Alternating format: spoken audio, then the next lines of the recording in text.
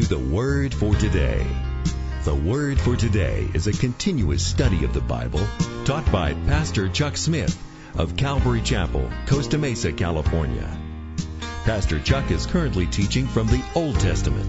And for those of you following along in your Bibles, we'll be continuing today in Isaiah chapter 3, beginning with verse 10, as we continue with an in-depth message entitled, The Day of the Lord, Part 3. One thing is needful, O my Father. One thing is needful, O my God, that I sit at your feet and pour out my love.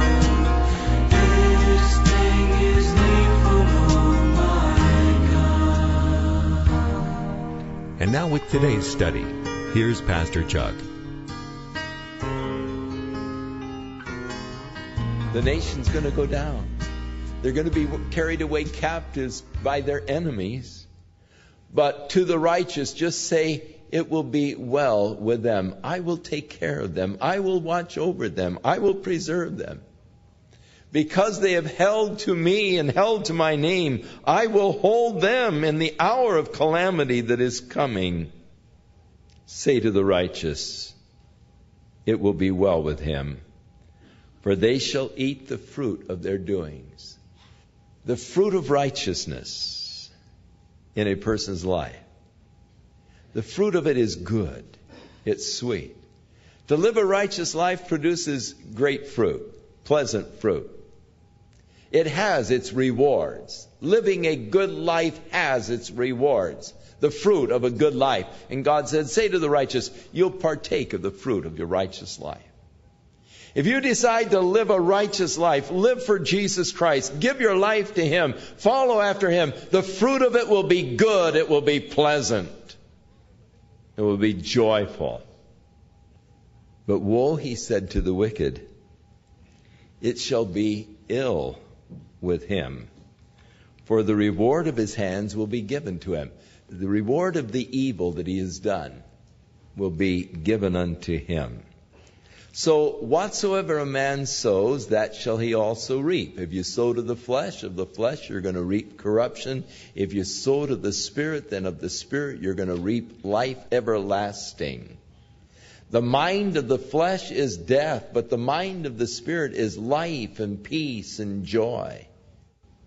Say to the righteous, it's going to be well with you. You're going to enjoy the fruit of righteous life. Say to the wicked, woe, because you're going to reap the rewards of wickedness. But God goes on to say, as for my people, and the interesting thing, God is still calling them His people. Though they have turned so far from Him, God just has a hard time releasing a person. God's love is so great, He is very reluctant to let them go. And even in this condition says, my people. He said, children are their oppressors. Women rule over them. O my people, they which lead thee to cause thee to err and to destroy the way of your paths. The Lord stands up to plead, and He stands up to judge. There are men that are leading you astray. They are leading you into the paths of wickedness. And I look today at the forces, at those people that have been put on pedestals, the stars, the rock stars and all, who lead the people to err, to destroy the way of your righteous paths. And these are the people that are molding the mores for the future. These rock groups that are advocating all of the violence, all of the sex, the incestuous relationships, and these things that... Don't get me on that. The Lord stands up to plead. Here is God pleading with the people, even in this condition.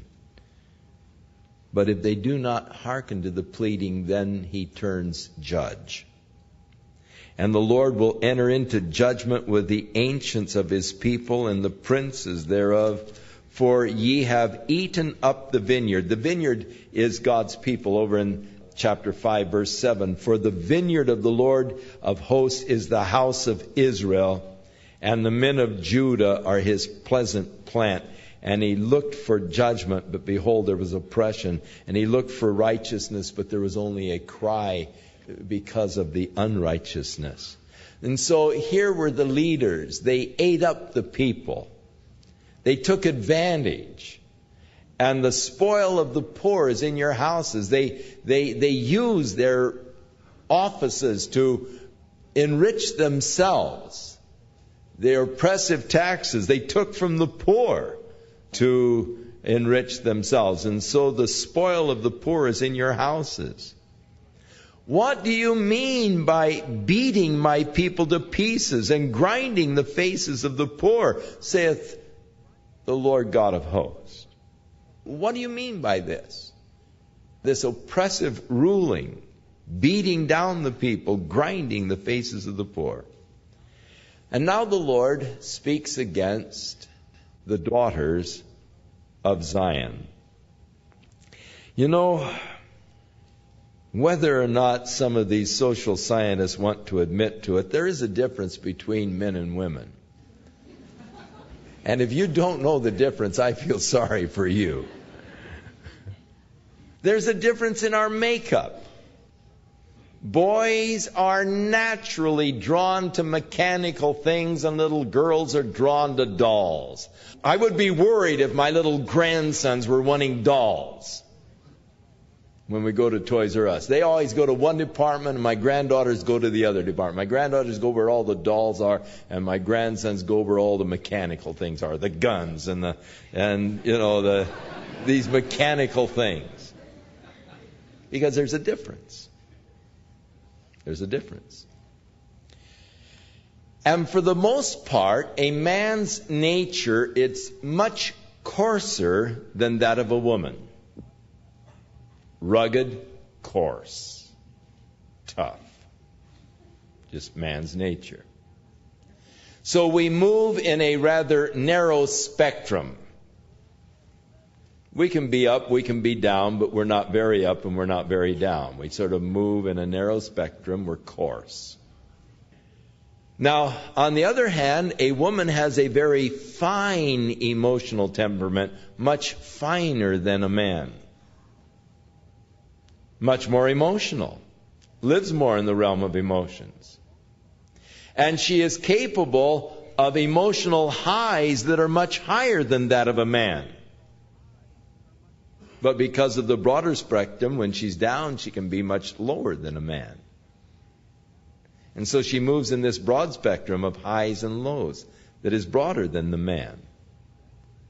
My wife is capable of much broader spectrum of emotions than I am.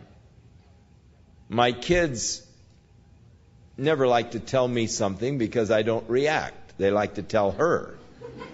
They get a reaction. I say, oh, that's nice. She says, oh, really? Oh, that's wonderful.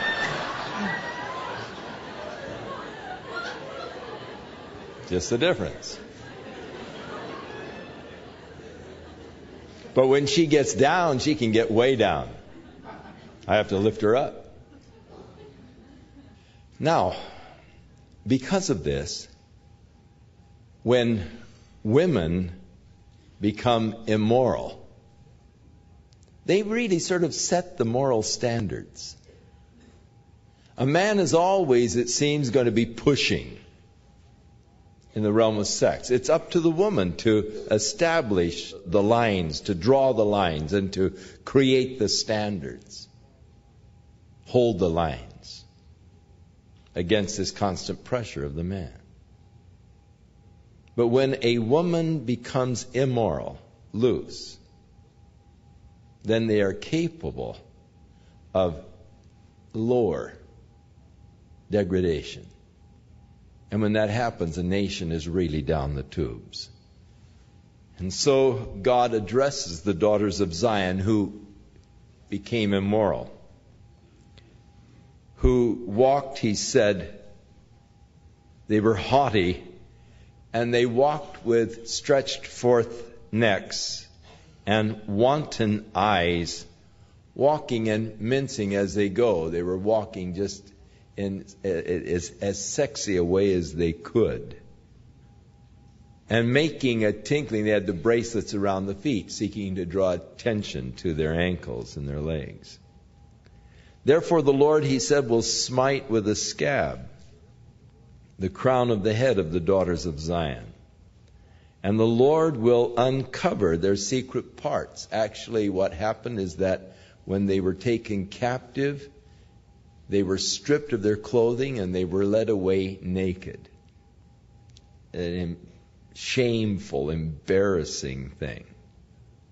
In that day, the Lord will take away the bravery of their tinkling ornaments about their feet, their earrings, the necklaces or their bracelets with the crescents, little crescent ornaments, the chains and the bracelets and the necklaces, the bonnets and the ornaments of the legs, the headbands, the tablets and the earrings, the rings and the nose jewels, their changeable suits of apparel, their mantles and wimples and their crisping pins, their mirrors and their fine linens, their hoods and their veils. And it shall come to pass that instead of a sweet smell, the perfumes, there will be a stink. Instead of a girdle, there will be a rope. Their clothes will not be the fancy girdles, but they'll tie you around with ropes. And instead of well-set hair, there will be baldness. And instead of the stomacher, the girding of sackcloth and the burning instead of beauty. Judgment will fall upon the women. But also thy men shall fall by the sword, and thy mighty in the war, and her gates shall lament and mourn, and she shall be desolate and sit on the ground. Judah is going to fall. And in that day, because so many men have been killed in war, 7 women will take hold of one man, saying, we will eat our own bread, we will wear our own apparel, only let us be called by your name to take away our reproach. In that culture, it was a reproach for a woman not to bear children. They looked upon the basic purpose of a woman is to bear children. And not to be able to bear children was considered a reproach. And so 7 women would take hold of one man and say, we'll eat our own bread and all, but we want children. Take away our reproach. Horrible day was to come. Now, in verse 2 of chapter 4, he goes from this day of God's judgment and this day of calamity to another day. A day yet future. Suddenly, the whole scene shifts to another day. A marvelous day. A day that lies out in the future. A day of hope. A day of blessing. A day of glory. Now, this was always the promise of the Scriptures. There is to be that ultimate glory for the people of God. For the righteous. God has prepared a glorious day in which the earth will be transformed, in which righteousness shall cover the earth as waters cover the sea. A day in when the Lord himself shall reign and the glory of God will cover the earth. But before that, a day of judgment is coming. The fierce judgment of God against the unrighteousness and against sin. But they never spoke of those horrible days of judgment, but what they didn't look ahead beyond that dark day to the glorious day of the Lord that is going to come. This is true today. Things are rather dark right now, but they're going to get worse. We're going to go through a time of horrible carnage, horrible wars, horrible cataclysmic events, horrible judgments of God are going to come upon the earth. But it will be followed by the glorious day of the Lord that he speaks about here. The day when Jesus comes again to establish God's righteous kingdom over the earth. And so, looking beyond the suffering and the judgment to the day that God has promised. And so in that day, far different than the day of verse 1, in that day shall the branch of the Lord, who is Jesus Christ, the branch of Jehovah. In several places in the Old Testament, the Messiah is referred to as the branch of Jehovah. He is referred to as the branch of David. And we'll be getting to this as we move on through the prophets of the Old Testament. He is the servant, the branch in Zechariah. Jerusalem is again to be overrun by the enemies. The Antichrist will establish his center of worship in Jerusalem, in the rebuilt temple. He will make war against the Jews. They will have to flee to a place that God has prepared to preserve them in the wilderness of Jordan. But those that do survive, those that come through that great period of tribulation, the time of Jacob's trouble, the fruit of the earth then will be excellent and delightful for them that are escaped of Israel. It shall come to pass that he that is left in Zion and he that remaineth in Jerusalem shall be called holy, even every one that is written among the living in Jerusalem. Jerusalem will become the religious capital of the world. Jesus will set up his headquarters in Jerusalem, there on Mount Zion. And the earth will gather together, the people of the earth will gather together to Jerusalem to worship the Lord.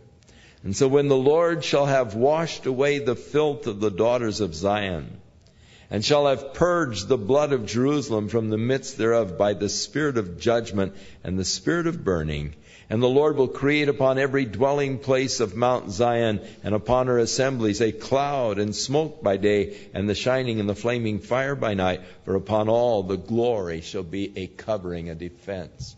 So that glorious day when the presence of God will be there in Jerusalem.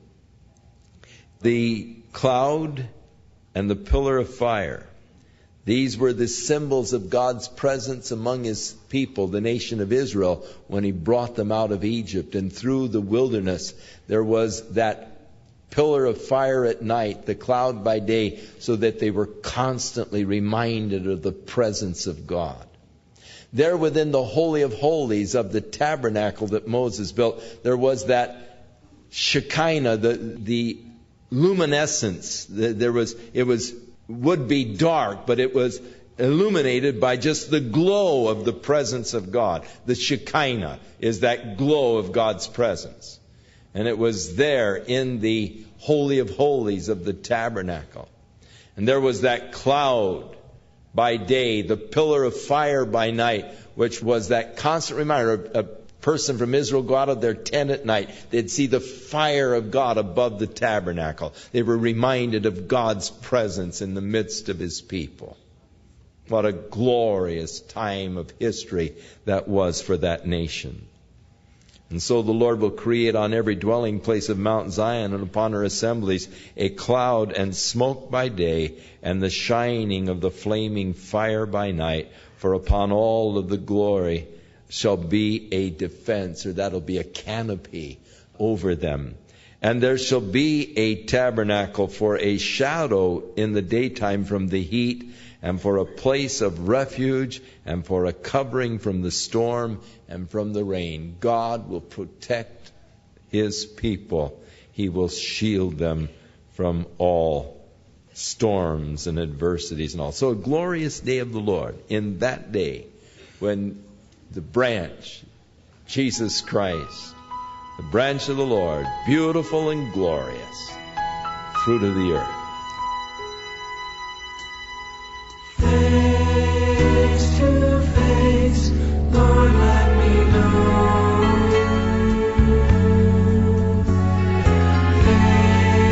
Face to face, Lord, let me see you. Pastor Chuck Smith will return with a few closing comments. But first, I'd like to remind you that today's message is available in its unedited form on cassette or CD. Simply write or call and ask for ordering details on tape or CD number C3243. Again, that's tape or CD number C3243. Well, it's that time of year again. It may seem innocent, but the symbols of Halloween, like black cats, jack-o'-lanterns, and trick-or-treat, all have roots in sorcery and Satanism. We would never knowingly get involved with anything related to Satan, but many Christians don't understand what's really behind the pagan holiday. The Word for Today would like to offer you a presentation hosted by Pastor Chuck Smith called Halloween, Trick or Treat, that traces the pagan origins and history of Halloween. This powerful movie uncovers the mystic rites and ceremonies of Satan and will forever change your opinion of Halloween. Every year, as the end of October approaches, we are faced with the dilemma of family and friends pressuring us to participate in the celebration of this pagan holiday. This documentary will definitely challenge you to decide whether or not you'll continue to participate in this tradition. If you'd like more information on Halloween, Trick or Treat, then simply write or call and ask one of our operators for the ordering details. Again, it's called Halloween, Trick or Treat. And right now, if you place an order, the Word for Today would like to bless you with Pastor Chuck Smith's pamphlet, How Can a Man Be Born Again? Absolutely free. Instead of just giving candy this year, the pamphlet is the perfect tool for Christians to share the gospel with loved ones and friends. Available in both English and Spanish. Again, it's free when you call right now. To order Halloween, Trick or Treat for yourself or for a friend, you can call the Word for Today at 1-800-272-WORD. Or write to us at P.O. Box 8000, Costa Mesa, California, 92628. Once again, that number to call is 1-800-272-9673. And for those of you that would like to visit our website, you can do so at www.twft.com. Or if you would like to email us, you can do so at info@twft.com. Well, coming up next time on The Word for Today, Pastor Chuck will be continuing his fascinating study through the book of Isaiah. That's coming up next time on The Word for Today.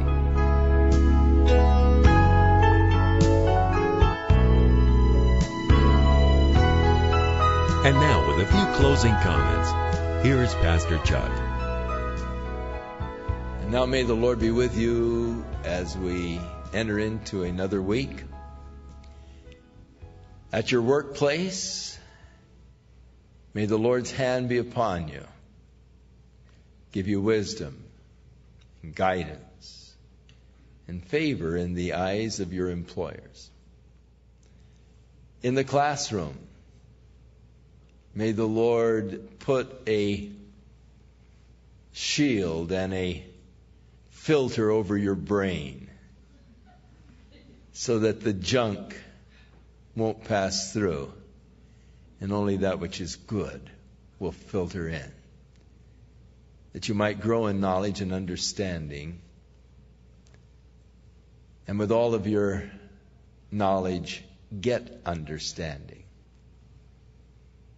And may the Lord give you opportunity of sharing His Word, His love, His truth with those that you work with and those that you study with. May it be a good week. One in which the Word of God comes to your heart and strengthens and rejoices your heart in Christ.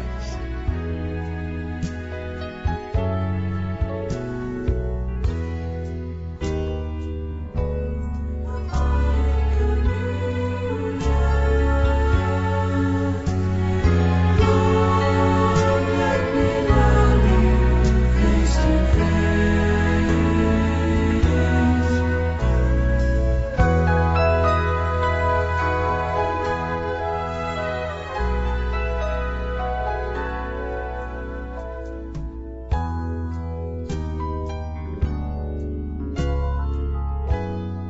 This program is sponsored by The Word for Today, the radio ministry of Calvary Chapel, Costa Mesa, California.